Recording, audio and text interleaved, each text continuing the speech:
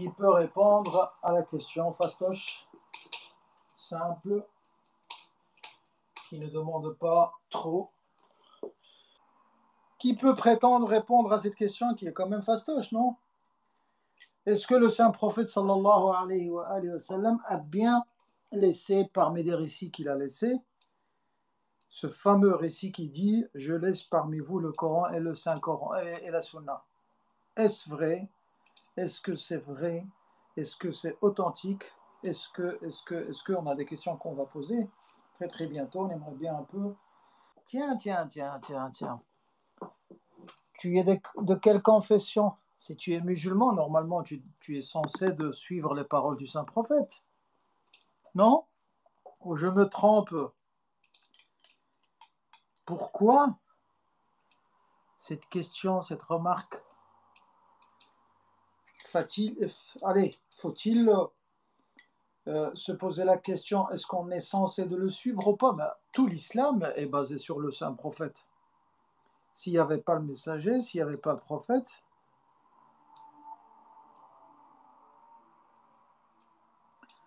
comment ça qui dirige l'islam? Ben, je crois que je ne sais pas si tu es un homme ou une femme, peu importe, si tu es responsable, je crois que tu diriges ton foyer, tu diriges ton travail, tu te diriges toi-même, tu te contrôles toi-même. Donc, si on se dit responsable, donc forcément, on est responsable de quelque chose.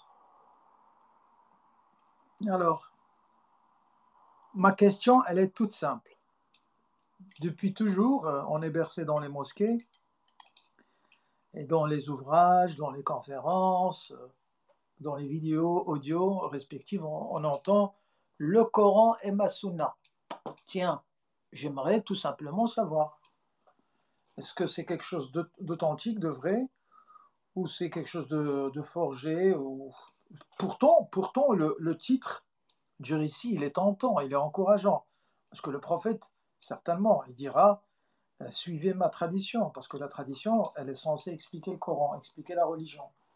Parce qu'il était le modèle à suivre, il était le modèle parfait à suivre. Alors, est-ce qu'elle est difficile, ma question, ou pas? Ben alors, le savant le plus rapide, c'est Google, non? C'est cher Google. Qu'Allah l'agrée, non? Il a la réponse à tout. Alors, faites vos recherches. Sincèrement, je n'y crois pas. Sincèrement, je n'y crois pas. Je ne crois pas que le prophète a dit le Coran et la Sunna. Mais bon.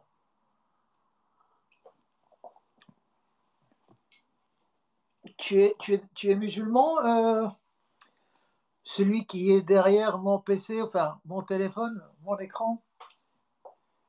Tu as dit salam alaikum, certainement tu es musulman. Donc voilà. T'as jamais entendu parler? Alhamdulillah. T'as jamais entendu parler de ce récit? Non? Alors,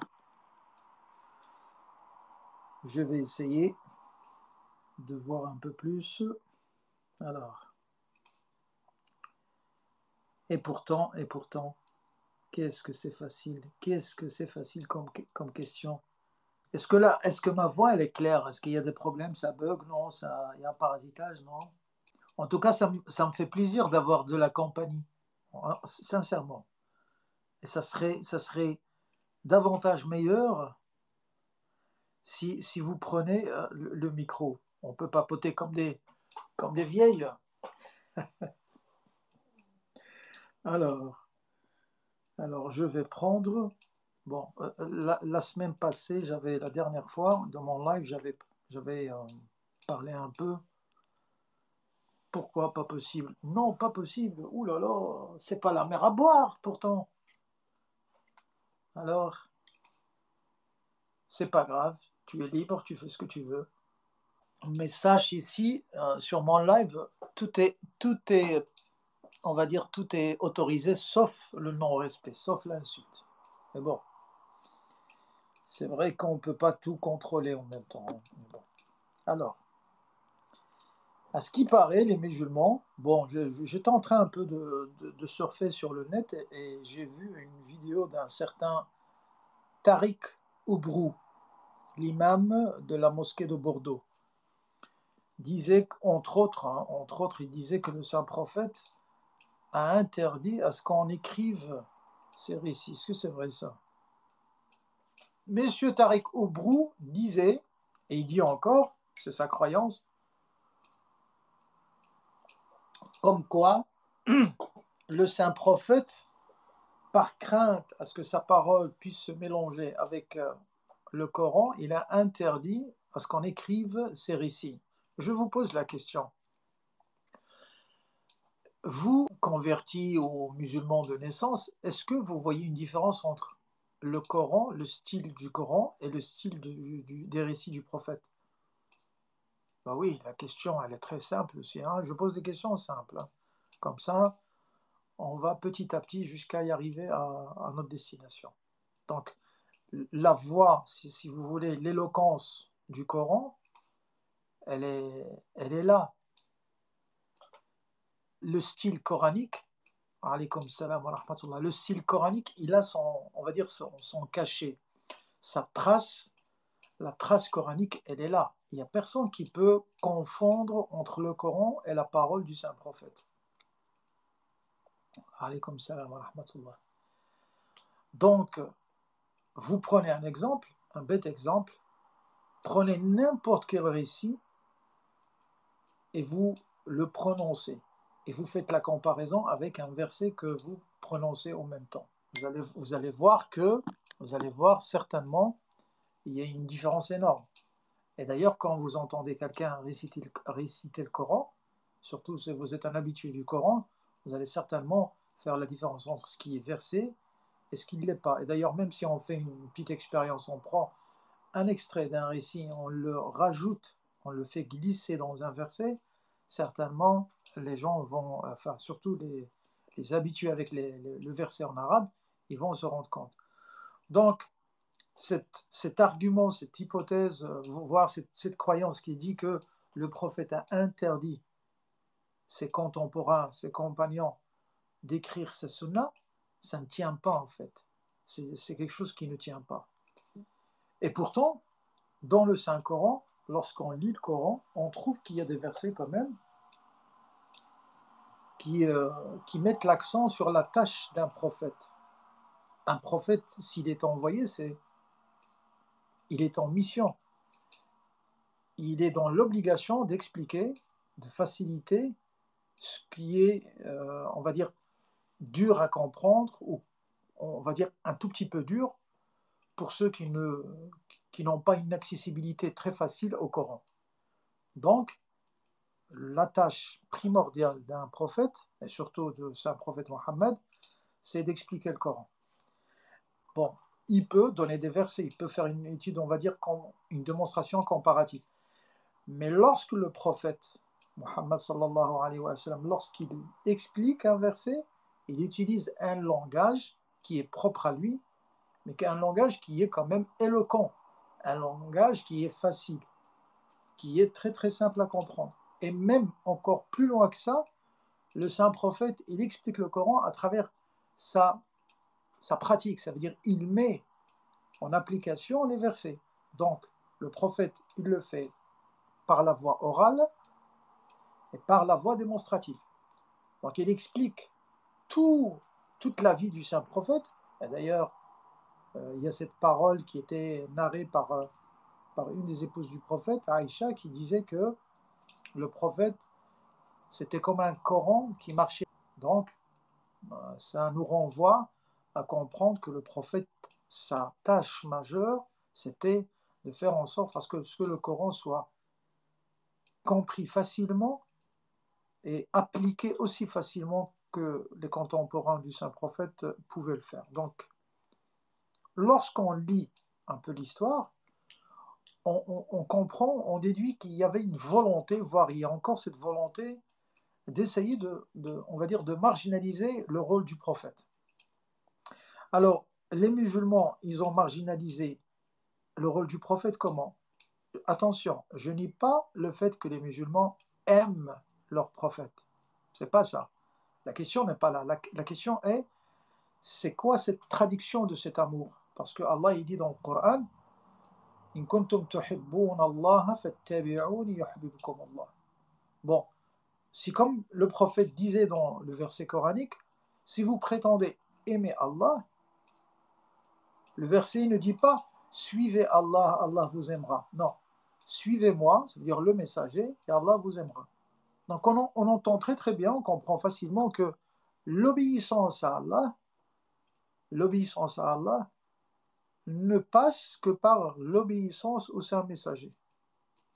Donc, il y avait des gens qui ont vu malheureusement le prophète comme un monsieur ordinaire, comme monsieur tout le monde. Et vous entendez souvent dans les discussions, dans des ouvrages, à travers les manabers, à travers les tribunes des sermons de vendredi, par exemple, des prédicateurs nous présentent le prophète comme monsieur tout le monde. Oui, à une certaine limite, on peut cautionner ce genre de paroles. Ça veut dire, en apparence physique, le prophète, c'est un homme comme tout le monde. Mais le Coran nous dit ceci. Innama ana basharun yuha ilay. La seule différence entre l'homme qui était Mohammed et nous tous, c'est que lui, il recevait la révélation. Or, quelqu'un qui reçoit la révélation, certainement, n'est pas un personnage ordinaire. Pourquoi? Parce que c'est un camp, parce qu'il soit choisi, élu, et en même temps formaté, si vous voulez, par une protection divine. Parce que le don qu'Allah fait à ce personnage n'est pas un don qui est donné à tout le monde.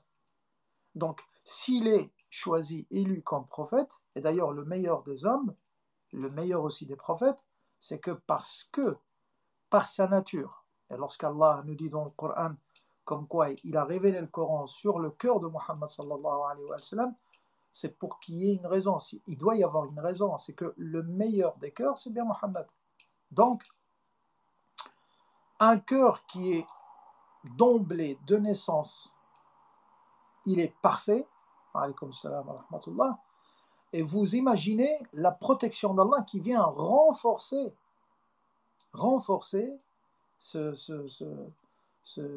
on va dire ce caractère et ce noble caractère et ces vertus du saint prophète sallallahu alayhi wa sallam. Mais l'idée qui a émergé depuis des siècles, et malheureusement nous payons les pots cassés de cette très mauvaise compréhension de la personne de Mohammed et aussi du statut de la prophétie, c'est que nous avons malheureusement des gens qui se prétendent être musulmans et parfois ils sont appelés coranistes, parfois ils sont appelés pseudo-coranistes, traductionnistes, parabolistes, enfin de tout, qui ont mis malheureusement le statut du saint prophète, c'est pas en deuxième plan, voire carrément ils l'ont marginalisé. Donc on voit qu'il y a une volonté à vouloir comprendre l'islam et surtout à interpréter le Coran en marginalisant le saint prophète. D'ailleurs, c'est lui le premier à être concerné par cette révélation.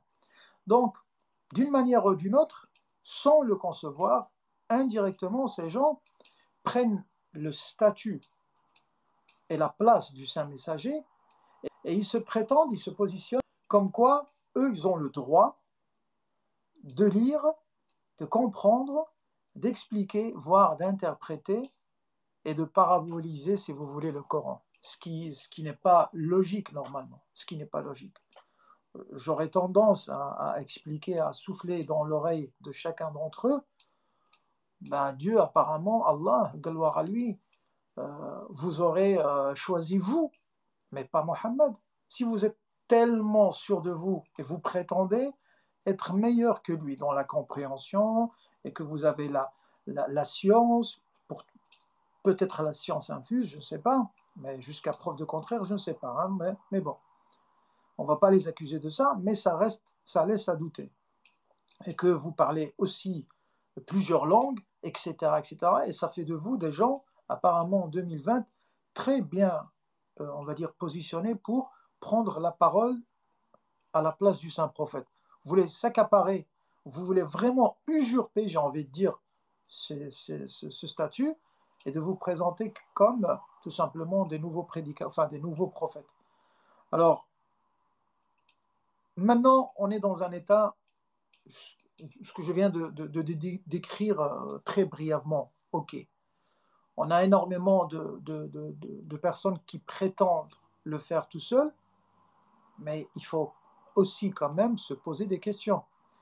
Qui a causé ou qui a poussé les gens, parce que nous avons des jeunes qui quittent l'islam, il y en a qui deviennent athées, et il y en a qui sont mi-musulmans, mi-chrétiens, mi-athées, mi-musulmans de tradition, et vous avez des gens aussi qui vont vers ce qu'on appelle le coranisme. Hein.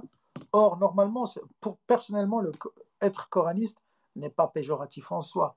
Parce que si on peut prétendre être sunnite, donc ça veut dire on suit la sunna, on aime la sunna, on s'applique dans la sunna, donc pourquoi pas ne pas aussi dire je suis aussi coraniste. Pourquoi? Parce que ça inspire, tu comprends que quand on dit à quelqu'un tu es coraniste, c'est quelqu'un qui est censé s'attacher au Coran. Et pas que le Coran, parce que normalement et logiquement, lorsqu'on s'attache au Coran, forcément on s'attache à la personne qui a reçu ce Coran. Parce que l'ingratitude, c'est quoi? C'est on reçoit l'islam, on reçoit le Coran, mais on éjecte le saint prophète. C'est ingrat, c'est indigne d'un croyant, ça. Normalement, ceux qui pensent comme ça, qui réagissent comme ça, c'est en fait, ils prennent le saint prophète comme un bête facteur qui a juste déposé un paquet, bon, si on peut le schématiser ainsi, et qui s'est taillé comme un arracheur de sac. Or, le prophète, il a tout donné, il a tout sacrifié pour justement, parce que ce Coran vienne entre tes mains. Ou alors, quand le prophète, on trouve dans les ouvrages référentiels qui sont tantôt chez les sunnites ou chez les chiites, enfin chez toutes les écoles juridiques, ce fameux hadith qui dit Inni tarikum fikum ma in tamassaktum bihima lam tadillu ba'di abada kitab Allah wa sunnati. Apparemment, si on fait la traduction, je laisse parmi vous deux choses qui pèsent lourdement, à savoir le Coran et la Sunna. Ben alors, si quelqu'un a beaucoup plus on va dire, de réponses qui se manifestent, j'aimerais tout simplement répéter cette question, comme ça, on peut plus ou moins réagir entre nous, en fait. Hein. Sinon, ça serait, on va dire, une perte de temps si je continue à parler tout seul, parce que c'est pas dans mes habitudes de parler tout seul. Moi, j'aime bien encourager les gens à se positionner, à poser des questions, à réagir. Ainsi, comme ça, on peut développer un peu plus. Tu sais, hier, j'ai entendu dans un débat que sur le serveur de Walter, serveur univers, il n'y avait que des apostats, que des futurs apostats, que des mécréants, que des hérétiques, des innovateurs, et que le conseil, la recommandation majeure à passer à tous les jeunes musulmans, c'est de ne pas rentrer en dialogue avec eux. Aïe, aïe, aïe, aïe.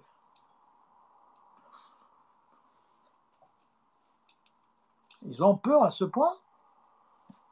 Alors, le Coran et la Sunna, qui peut me prouver la véracité de ce hadith? Je ne demande qu'à comprendre, à écouter cette personne qui va me donner la réponse, s'il vous plaît.